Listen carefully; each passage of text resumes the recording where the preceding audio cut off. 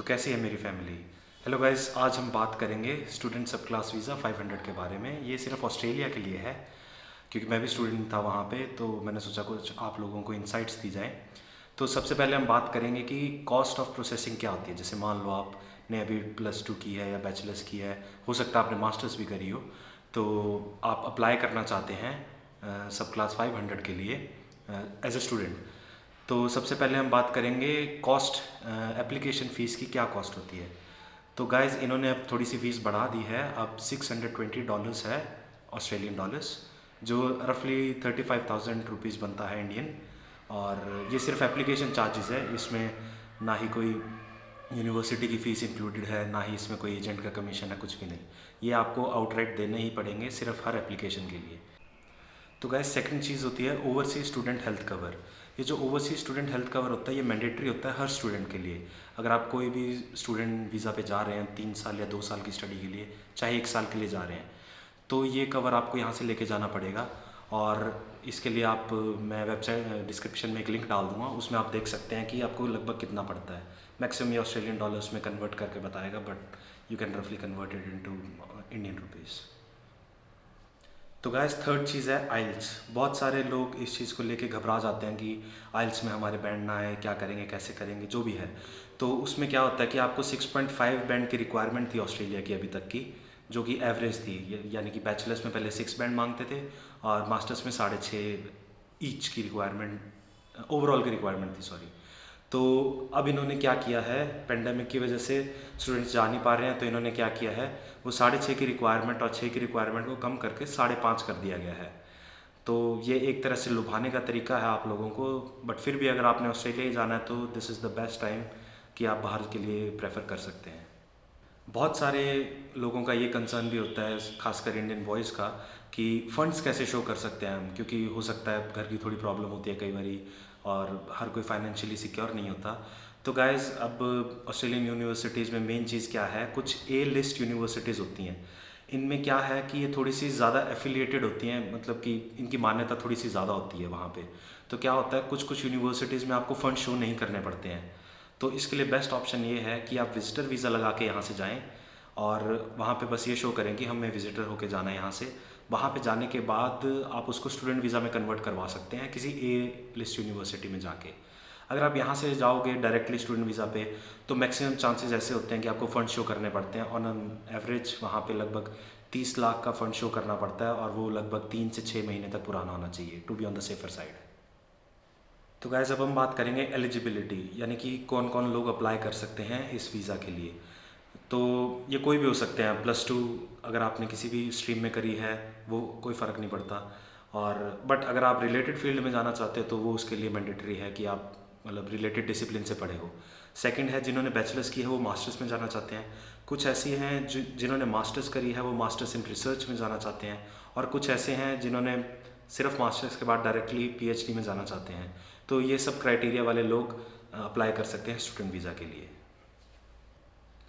तो गाइस अब हम बात करते हैं कि कुछ लोग ऐसे होते हैं कि जो सिर्फ स्टडी बेसिस पे जाना चाहते हैं। अगर आप यहाँ पे फाइनेंशियली बहुत ज़्यादा सिक्योर हैं, यानी आपके पेरेंट्स का बिजनेस है या कुछ भी है, तो कुछ लोग ऐसे होते हैं जो कहते हैं कि हमें सिर्फ बाहर स्टडी के लिए जाना है, तो वो ज़्यादा इतना फोकस नहीं करते हैं पीआर या फिर सिटीज़नशिप लेने के लिए वहाँ पे।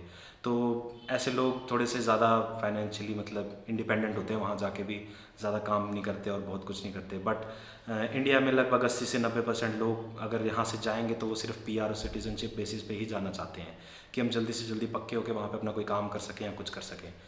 तो मैं अब आपको बताना चाहूँगा कि कौन से ऐसे रिलेटेड डिसिप्लिन्स हैं जो वहाँ पे आपको पीआर लेने में मदद करेंगे।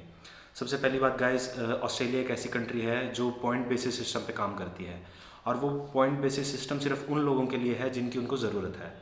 तो क्या होता है कि वो सिर्फ doctors, nurses, social workers, agriculture, engineering, accounting और आईटी, ये 7 ऐसी ट्रेड हैं जिनमें मतलब कि अगर आप इन ट्रेड से क्लोजली कनेक्टेड हो तो आपको बहुत फ़ायदा होगा पीआर के लिए।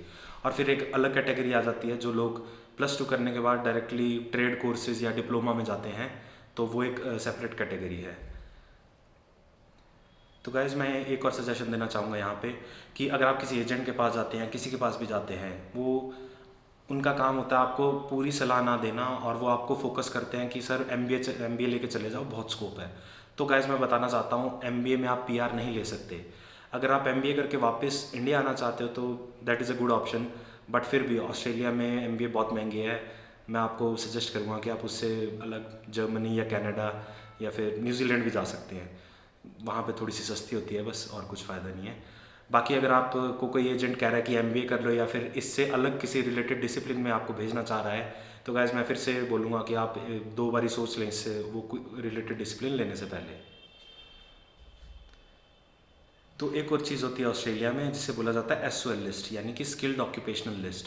अगर आप फिर भी कंफर्म नहीं है कि मान लो आपने बिज़नेस किया है यहाँ पे, और मतलब बैचलर्स इन बिज़नेस किया है, तो डिपेंड करता है कि आप यूँ सोचोगे कि अगर बिज़नेस में मैं पक्का नहीं हो सकता तो मुझे क्या करना चाहिए। तो गाइज़ इसके लिए एसओएल लिस्ट में जाके आप ये सोच सकते हो कि आपको किस चीज़ में आगे, किस फील्ड में काम करना है, या फिर आप किसी रजिस्टर्ड मारा एजेंट से भी बात कर सकते हो। बट फिर भी मैं यही बोलूँगा कि किसी भी बिज़नेस डिग्री, किसी भी ये एमबीए वगैरह लेके ऐसी कोई भी डिग्री मत जाना। अगर फिर भी आपका बिज़नेस रिलेटेड डिसिप्लिन है और आप आईटी में जाना चाहते हो, तो मैं एक आपको सजेस्ट करूँगा, एक डिग्री होती है एमबीआईएस, जिसे बोला जाता है masters in business information system. तो ये कोलैबोरेटिव डिग्री है। इसमें क्या होता है कि आपको अगर मास्टर्स में 16 सब्जेक्ट पढ़ने हैं तो 8 सब्जेक्ट आपको बिज़नेस के पढ़ने पड़ेंगे और 8 सब्जेक्ट आपको आईटी रिलेटेड डिसिप्लिन के पढ़ने पड़ेंगे। और प्लीज़ कंफर्म कर लेना कि ये यूनिवर्सिटी एसीएस से एफिलिएटेड हो, ऑस्ट्रेलियन कंप्यूटिंग सोसाइटी से। तो अगर वो उससे एफिलिएटेड होगी तभी आपकी ये डिग्रीज आगे तभी आपकी ये डिग्री आगे असेस हो पाएगी। अगर आपकी डिग्री असेस नहीं हो पा रही और आपने किसी छोटी मोटी किसी यूनिवर्सिटी, फर्जी यूनिवर्सिटी भी चलाते हैं कुछ इंडियंस अपने वहाँ पे, तो ऐसी किसी यूनिवर्सिटी में आप एडमिशन मत लीजिएगा। तो गाइज उसके बाद बहुत सारे ऐसे लोग हैं जिनका सवाल होता है कि वहाँ पे पीआर कैसे हो सकते हैं। तो ऑस्ट्रेलिया और न्यूजीलैंड के लगभग रूल सेम है, बट ऑस्ट्रेलिया में क्या होता है कि पॉइंट सिस्टम होता है।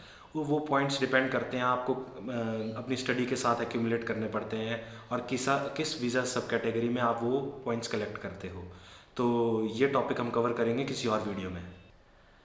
तो गैस बस आज के लिए इतना ही। मैं नेक्स्ट वीडियो में आपको बताऊंगा कि ये पॉइंट सिस्टम कैसे इकट्ठे किए जाते हैं, या फिर अगर आपको देखना है कि आपके कितने पॉइंट्स हैं तो आप उस कैलकुलेटर को यूज़ कर सकते हैं।